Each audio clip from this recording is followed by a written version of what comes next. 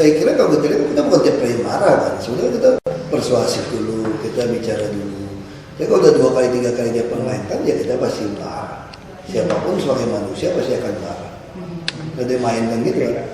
Nah saya kira ini yang kita lakukan. Kalau dia bilang efektif atau tidak, sejauh ini ya didik mesti banyak orang yang bekerja dengan baik. Iya. Nanti juga muncul orang-orang yang baik gitu. Baik, Pak, berbicara soal pencapaian, dulu kita ingat sekali waktu Bapak mencalonkan ya, kita ingat Jakarta Baru gitu. Menurut Bapak sendiri sudah selama 1 tahun terakhir ini bagaimana? Apa saja pencapaian itu? Ya kalau dibilang pencapaian langsung udah semua sempurna tentu tidak gitu ya. Jadi seperti target kami soal semua orang harus punya jaminan pendidikan dan kesehatan, itu sudah kami lakukan. Walaupun belum sempurna, artinya belum sempurna seperti kesehatan, masyarakat masih belum bisa memakai semua rumah sakit yang ada di DKI karena belum semua kerjasama masalah tarif. Yaitu kan ada lagi satu yang tertinggal di pendidikan, walaupun 1-2 terjadi. Nah soal PNS birokrasi dengan sistem rekrutmen yang baik seperti sekarang, dengan sistem naik pangkat yang transparan dan seleksi yang promosi terbuka, ini juga satu cikal bakal yang baik. Tapi kita tentu masih punya kendala. Kalau eselon 2 tidak golongan 4B kan tidak bisa. Nah itu bukan di wilayah kami. Kalau yang dulunya PNS ini lebih banyak 60%-nya yang hampir tidak kerja penuh, ya tentu kita butuh waktu. Nah tapi pencapaian yang kita lakukan, yang penting komunikasi dengan masyarakatnya baik. Terus target Pak Gubernur yang menjadikan ini semacam kota festival, karnaval, sudah mulai kelihatan tampaknya gitu kan. Ada festival ini, festival itu gitu kan. Ada religious night festival, ada karnaval, itu kan sudah Jakarta sudah banyak sekali yang kita tutup jalan-jalannya untuk acara-acara seperti itu. Pak, kemudian apa sih yang paling sulit dalam memerintah atau memimpin Jakarta ini? Yang paling susah? Yang paling susah ya kami sendiri. Kalau kami tiba-tiba takut mati atau tiba-tiba kami makan suap. Karena banyak sekali tawaran suap kalau Anda mau terima kan. Bapak punya kepentingan kan. Bapak mengalami punya kepentingan dari orang istilahnya tukang parkir aja harus nyuap juga kok. Betul kan, tukang yang nyewain lapak-lapak juga mesti nyuap. Jakarta penuh dengan suap menyuap sebetulnya. Satu lagi Pak, kendala yang dihadapi dalam memimpin Jakarta ini selain memang problemnya itu sudah lama kemudian diwariskan, tapi terkadang ada juga Pak kesenjangan dengan pemerintah pusat, artinya ketidakselarasan. Itu mengganggu nggak Pak? Saya kira hubungan dengan pemerintah pusat selama ini cukup baik ya. Kita dengan Pak Wapres, Presiden, hubungannya baik. Dengan beberapa menteri juga baik hubungan. Tapi beberapa menteri nggak baik juga ya Pak Basuki? Secara hubungan langsung tidak ada terlalu efek kepada kami. Tidak ada ya? Jadi tidak mengganggu gitu Pak Basuki? Ya sekarang semua menteri menurut kami baik-baik. Menteri Perhubungan, Menteri Perdagangan, Pariwisata, Menteri Perumahan Rakyat, Kelautan, semua oke. Ya, tapi jika ada kebijakan Pak yang mungkin tidak sejalan sama mobil murah, kemudian yang baru-baru lalu kita sempat mengikuti begitu ya, itu bagaimana Pak? Ya kita sampaikan kepada Wapres, kita bikin surat. Kita hubungan dengan UKP 4 selama ini, UKP 4 Pak Kuntoro sangat membantu menjadi penghubung kami dengan pusat. Dan Pak Wapres juga sangat terbuka untuk membantu secara total ya, untuk membantu kami.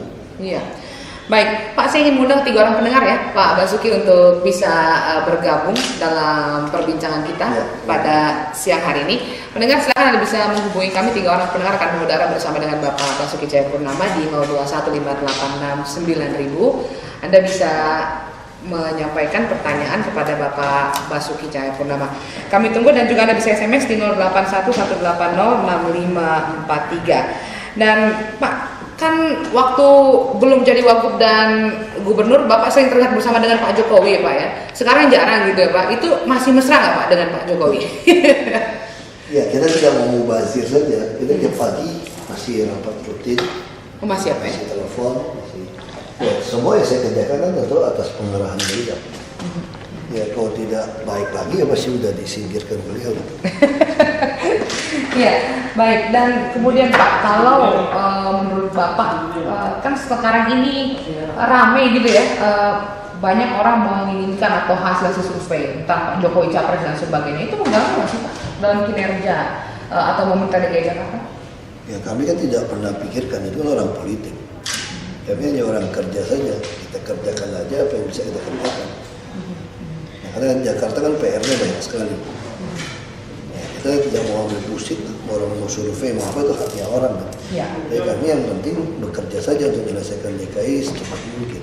Karena waktu kami hanya 5 tahun, sekarang masih sisa 4 tahun. Bagaimana pendapat Bapak dengan sebagian masyarakat yang masih menyatakan gitu, kita masih belum bebas dari macet, masih terjadi banjir gitu? Ya pasti, Anda mau bangun MRT saja butuh 5 tahun, Anda mau bangun monorail aja butuh 3 tahun, justru ini akan tambah macet. Karena pembangunan Pasti akan tambah macet. Belum lagi pertemuan jalan sebidang dengan kereta api, pasti tambah macet.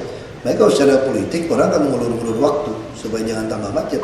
Kalau kita mau terpilih kembali 2017, kalau tambah macet bisa tidak terpilih. Tapi kami sudah ikhlas saja. Kalau Anda tidak mau pilih kami pun, kalau tambah macet ya tidak apa-apa. Biar nanti yang terpilih di 2017 yang menikmati. Tapi minimal langkah awal sudah kami putuskan. Kalau tidak, peraturan transportasi makro yang sudah petanya jelas tidak akan pernah dilaksanakan. Iya.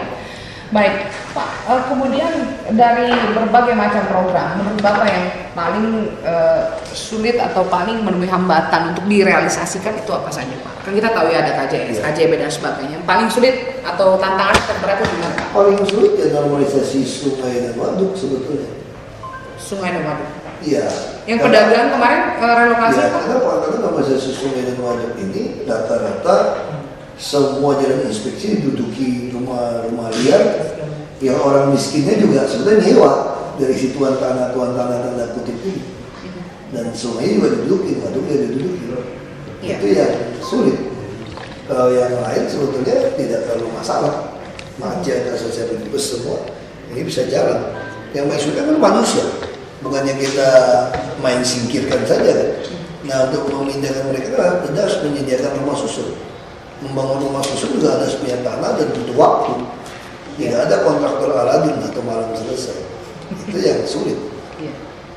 Tapi kan terus lakukan begitu, Pak ya? Ya kami akan kerjakan sebisa kami kerjakan. Kalau soal sulit tidak kan itu relatif juga gitu. Baik, Pak, sudah ada Pak Hendrikus di Jakarta, di ujung telepon kita akan sapa beliau. Pak Hendrikus, selamat siang, Pak. Silakan, Pak. Ya Pak.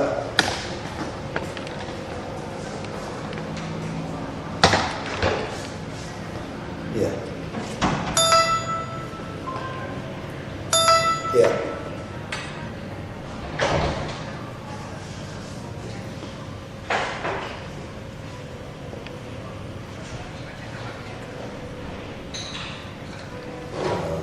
Iya.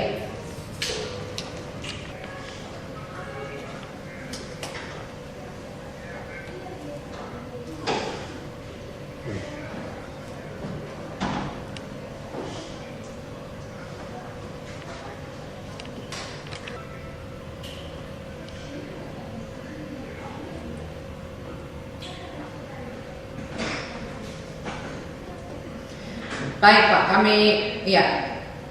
Coba. Ya, kita ke pendengar terakhir yang akan mengudara ya, Pak Basuki, ada Pak Hadi Sujarwo di Jakarta. Pak Hadi, selamat siang, Pak. Ya, silakan, Pak. Ya.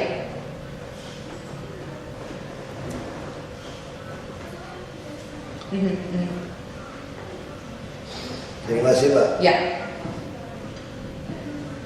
Baik. Ya, terima kasih Pak. Ya, terima kasih. Selamat siang, Pak. Silakan Pak Basuki. Ini nampaknya banyak yang ngefans ya sama acara Bapak yang keras, bahkan minta lebih keras lagi nih, Pak. Bagaimana Pak Basuki? Sebetulnya bukan keras sih sebetulnya. Saya pikir kita hanya taat kepada konstitusi, kepada peraturan saja. Persoalan di DKI ini adalah taat kepada peraturan, bagaimana penegakan hukum. Nah, orang yang merasa kita melanggar itu adalah orang yang tidak sadar bahwa dia melanggar hukum. Iya. Nah, jadi kalau orang yang bilang ini harus keras begitu, saya kira kita masih paham ya. Tidak mungkin sebuah kota itu bisa kita kendalikan kalau kita tidak berani menegakkan hukum. Dalam penegakan hukum ini tentu yang terjadi adalah bahwa pemerintah kasarnya gini, tepatnya memegang senjata dalam rangka menegakkan hukum. Jadi kalau Anda tidak salah, Anda tidak perlu takut kepada pemerintah. Gitu. Ya untuk orang-orang tertentu ya dia merasa kita kasar macam-macam kan. Berarti pemerintah ya begitu sebetulnya. Ya. Tapi yang manusiawi gitu. Nah ini kebanyakan bisa kita pindahkan orang udah dudukin sungai, mau normalisasi segala macam. Disiapin rumah susun dengan isinya masih marah-marah, masih minta ganti uang. Ini kurang ajar gitu. Nah kita tegakin dia bilang melanggar HAM apa? Ya. Jadi kadang-kadang kita juga terlalu banyak orang-orang pintar yang keblinger juga gitu, sok belain rakyat. Nah kadang-kadang tuh yang dibelain tuh yang mana gitu loh. Rakyat yang dibelain tuh rakyat yang dijolimin. Ini orang yang menjolimin rakyat merasa dijolimin sekarang gitu kan. Kan jadi lucu gitu. Jadi ya mau tidak mau ya kita harus tegak, karena ibaratnya itu nggak bisa bedakan tangan kiri tangan kanan, berdebat apapun susah sama mereka. Baik, ada beberapa SMS Pak saya terima tadi yang Bapak Hendrikus di Otista dan untuk Lurah Cipinang sebenarnya belum dijawab, silakan Pak Ahok. Untuk yang ya saya sudah langsung perintahkan kepada kepala PU nih, dijawab nih, siap dikerjakan ini. Di Otista 3 tadi. Termasuk yang soal tadi juga pada saya minta deputi untuk dicoba, dia mesti kaji dan siapkan soal ini tadi pengaduan tadi ya. Pengaduan konsumen tadi ya, BPSK tadi. Udah langsung dijawab, dikaji dan kita siapkan.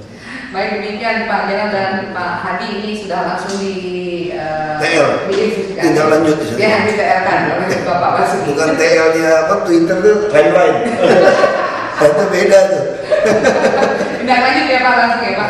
Ada Pak Ali di Jakarta mengirim SMS Pak. Selamat Pak Ahok pimpin terus DKI Jakarta, kerja keras ya. Kemudian Ibu Yuni di Jakarta, Pak Ahok saya berterima kasih atas kerja jujur dan berani. Tuhan berkati Ibu Yuni di Jakarta. Kemudian ada juga pendengar kami Pak Zain, Ko Ahok dan Pak B Jokowi. Kami sangat bangga punya gubernur dan wakil seperti Anda. Kami merasa perubahan yang besar. Teruskan Jakarta baru, semoga sukses. Kemudian ada Pak Suamino Mention, 1 tahun saja sudah kelihatan hasilnya, apalagi 5 tahun. Nanti diyakini Jakarta akan berubah, teruskan dan lanjutkan. Ini beberapa SMS nih Pak yang kami terima secara redaksi. Kemudian Pak Mugiarto dan Pak Wahyu di Jakarta juga menyampaikan hal yang sama. Kalau Pak Mugiarto pesan Pak Ahok jangan korupsi ya Pak ya. Silakan Pak Ahok. Ya, terima kasih untuk dukungan dan doa-doanya. Ya, baik, saya pikir yang paling penting akar dari segala masalah di kita itu sebetulnya adalah korupsi. Jadi itu yang paling penting. Jadi akar dari semua persoalan bukan cuma DKI, mungkin cuma bangsa ini adalah korupsi. Nah karena itu kita harap dukungan-dukungan dari teman-teman untuk pengawasan. Malah saya selalu katakan harusnya semua pejabat itu harus diperiksa kalau menjadi pejabat.